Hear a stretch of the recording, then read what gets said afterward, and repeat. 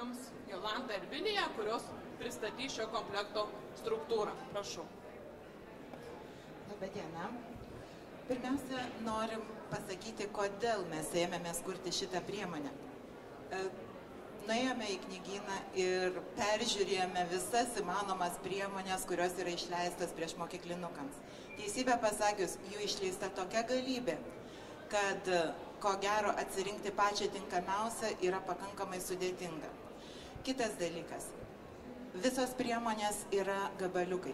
Mes bandėme sukurti sistemą. Pirmoji mūsų sistemos dalis yra grupės knyga.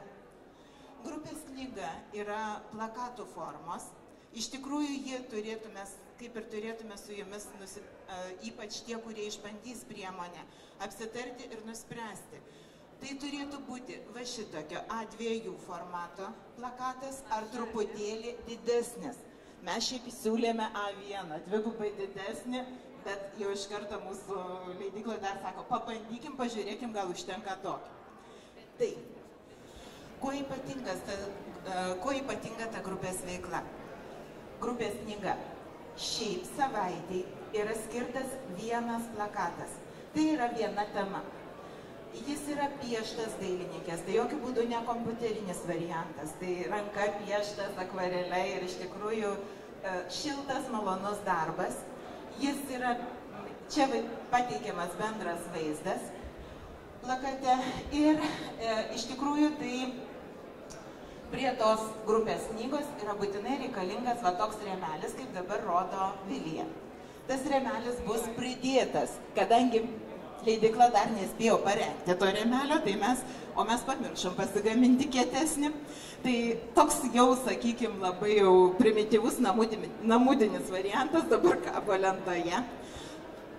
Mes žinome, kad 6-metukas vaikas labai sunkiai sukaupia dėmesį ir iš tikrųjų labai mėgsta apžvelgti daug visko vienu metu. Kad koncentruotume jų dėmesį, mes ir naudojame šitą rėmelį.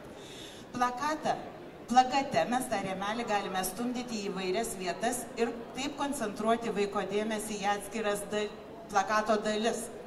Bet tai dar ne viskas. Iš tikrųjų, tas rėmelis tai ir įrodo tos dienos darbą, apie ką mes kalbėsime. Kiekvieną dieną šią savaitę mes turėtume kalbėti apie namus. Bet namus iš visų pusių kiek tik tai įmanoma. Pati pirmoji pamoka, tai yra diena, ne pamoka, turėtų būti apie namo statybą. Tai iš tikrųjų šitą dieną vaikai turės ir antrąją komplekto dalį, tai yra vaiko knyga. Kaip matot, vaikai kiekvienas, kodėl mes sakėme, kad vaikai turėtų turėti savo knygą. Tai yra tas amžiaus tarpsnis, kai jie labai noriai varto, dirba su knygomis. Visų dėmesį sukoncentruoti į grupės knygą yra sudėtinga. Kiekvienas vaikas savo panosim turėdamas darbui knygutę dirbs kur kas geriau koncentruočiau. Todėl jie gauna mokinio knygą, tačiau tai nėra kopija to, kas yra plakate. Keletas detalių visada, beveik visada yra pakeistos. Ir tai yra suaktyvinimas vaiko, kad jie atrastų tos skirtumus. Kartais skirsis spalvos, jeigu tą savaitę mums yra svarbus spalvos. Gali skirtis tam tikras skaičius detalių, jeigu kalbėsime apie skaičius. Gali skirtis forma, gali kažko nebūti arba kažkas atsirasti vaiko knygoje. Bus proga apie tai pasikalbėti, nes tai bus svarbu, ko mes siekiame tą pamoką. Kai dar kalbėsime po to apie pedagogo knygą, tada dar pasakysime vieną dalyką, kas yra svarbu. Na, o vaiko knygoje iš tiesų pirmas puslapis bus toks, nelabai spalvotas, toks švelnesnio atspalvio.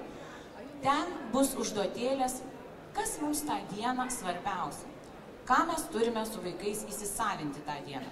Ir greta jau plakato kopija, kuri iš tiesų nėra visiškai kopija, tik atvirkščiai.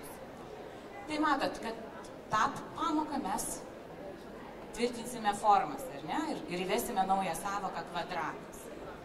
O vaikui dar yra skirtas užduočių sąsiuvinis. Mes manome, kad užduočių bloknotai, netgi nesąsiuviniai, nes tai turėtų būti plėšomais lapais, kad lengvai vaikas ir pats išsiplėštų ir jeigu reikėtų auklėtojo pagalbos ar mokytojo, jos reikėtų visiškai nedaug.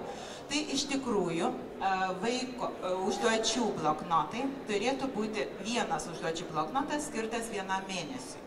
Bet tai nėra griežtos ribos. Jeigu jūs nesuspėjote, jūs galite padaryti ir kitą mėnesį. Po 3 bloknotelius bus sudėta į užduočių portfeliuką, aplanką, nežinau kaip pasakyti, bet tai yra su rankenėle. Tai kam reikalingas tas aplankas arba portfeliukas? Visų pirma, kad ten galėsime kaupti vaikų geriausius darbus, kurie bus įvertinti žvaigždutėmis. Kiekvieno bloknoto paskutinis lapas, kurį jūs galėsite nusiplėšti, bus lipukų lapas su žvaigždėmis. Ir tas žvaigždės galėsite priklijuoti vaikui ant gerai atlikto darbo. Galėsite tas žvaigždutės klijuoti ant aplanko, va to portfeliuko vidaus ar išorės, ten bus numatyta vieta, už tai, ko negalima pačiupinėti. Už tai, kad jis buvo geras, malonus, paslaugus, sugebėjo atlikti kažką gero grupė ir panašiai, nes paprastai tai lieka neįvertinta arba nėra kur pažymėti šito.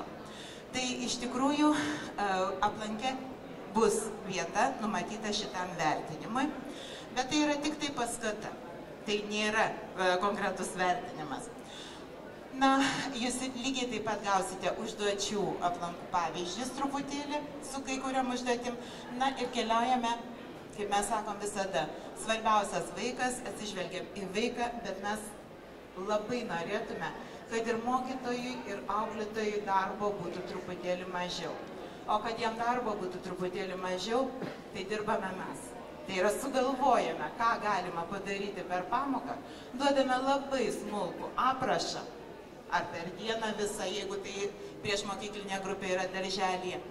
Ir jeigu jūs pasižiūrėsite, iš tikrųjų ten yra ne tik tai tie tikslai ir uždaviniai, yra visi bandymai, yra visi darbeliai, yra visas galimos paskaityti pasakėlės ir dar dainelės, eilėraščiai ir visa kita, kas tik tai įmanoma. Dabar pedagogo knyga jau turėtų dėlionė šitą detalę atsirasti. Na ir keliausime prie kitos detalės, kuri yra lygiai taip pat svarbi. Toliau vertinimo aplankas. Na čia dar mes kol kas nieko gero jums negalime pasakyti. Mes tik pavartėme. Aš labai atidžiai išstudijavome visus, kas yra pasiūlyta dabar pasiūloje vertinimus iki mokyklinių vaikelių pasiekimų. Jeigu man reiktų dirbti ir vertinti vaikus pagal tuos pavyzdžius, kurie yra dabar, aš turėčiau turėti iš tikrųjų mažiausiai porą žmonių padėjėjų. Dabar einam prie kitos dalies ir tai būtų kalendorius. Kalendorius iš tikrųjų yra labai reikalingas darbui su šeima ir laiko suvokimo ugdymai. Mes manome, kad kalendorius bus plakato tipo, lygiai taip pat, su keičiamomis kortelėmis, kur vaikai turėtų įsidėti metų laiką, mėnesį, dieną, savaitės dieną. Ir apačioje turėtų būti dvi kišenėlės, kur galima įdėti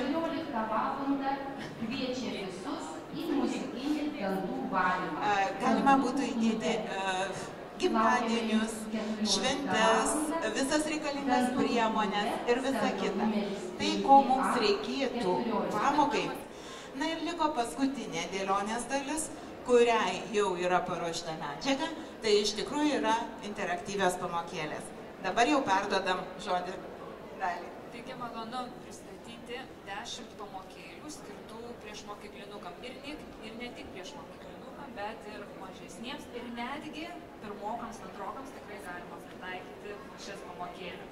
Taigi pirmąją pamoką tiesiog integruoju į tą veiklą, kurią ką tik pristatinėjo mokytojas apie namą, mano namas. Taigi supažindinsiu su pagrindiniam funkcijom, kuriom detalėm, kurios yra visose pamokėlėse.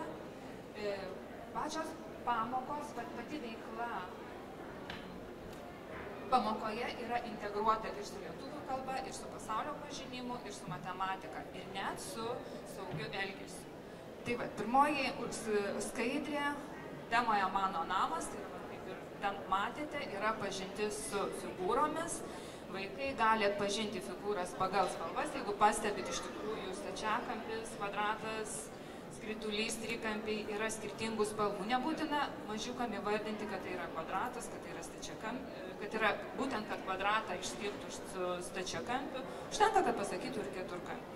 Yra galimybė apibriežti skirtingomis spalvomis. Vaikas priėjęs gali tas figūrėlės apibriežti vieną spalvą, skritulius kitą spalvą.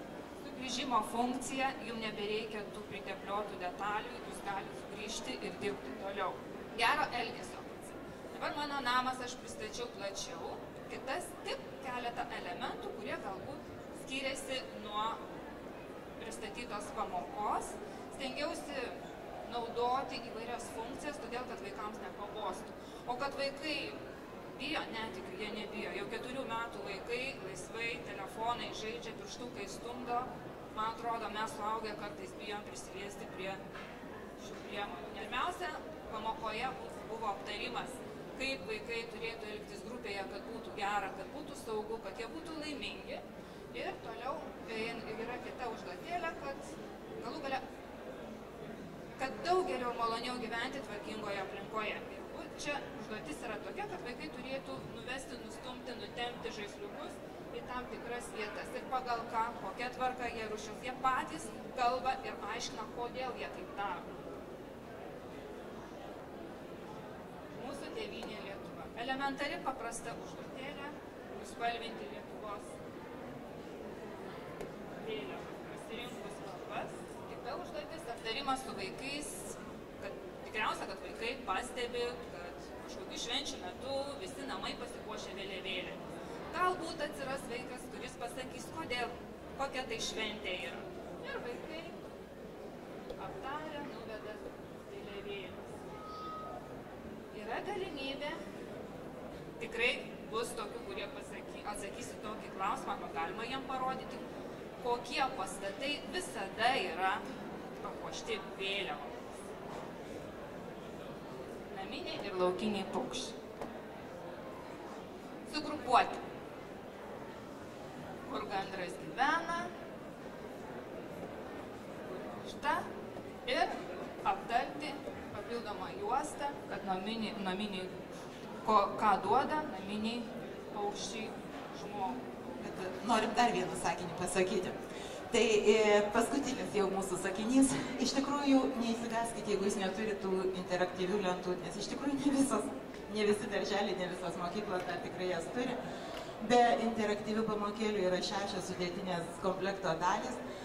Na, o šito komplekto, ko gero, esmė ir yra ta, kad mes turėtume pažiūrėti, ką gavome sudėlioja šitą dėlionę. Mūsų to komplekto kūrybos esmė ir yra ta, kad vaikas mokytųsi, augtų smagiai ir kad pedagogas dirbtų lengvai.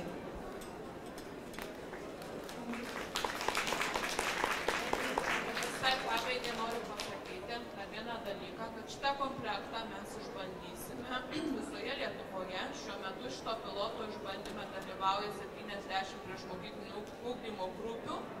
Dalis jų yra atvykusių šiandien ir čia į šį pristatymą. Tai galima sakyti, kad tai bus pirmas tos komplektas, kurį kūrėme mes visi kartu su jumis.